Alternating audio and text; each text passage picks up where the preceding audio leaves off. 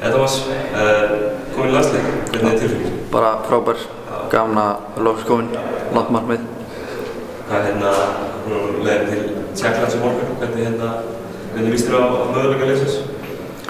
Bara ágætlega, ég þekki þetta tekníska lið ekki of vel ef ég að segja satt, en ég held að við ættum að geta allan að gefa með einhverja keppni, sko. Já, en svona möguleika liðsins í þessu móti, hefurðu skoðað heimleikum? Í rauninni ekki, sko. Þetta búið að gera svo hratt, sko. Ég ekkert búinn að pæla í þessu, ég meira búinn að pæla í mínum leikjum. Svo þetta hella mér í þetta núna eftir leikin í kvöld bara. Kom það óvart að vera komin inn í þennan hóp á þessum tímabili? Já, í rauninni. Gerði það, sko.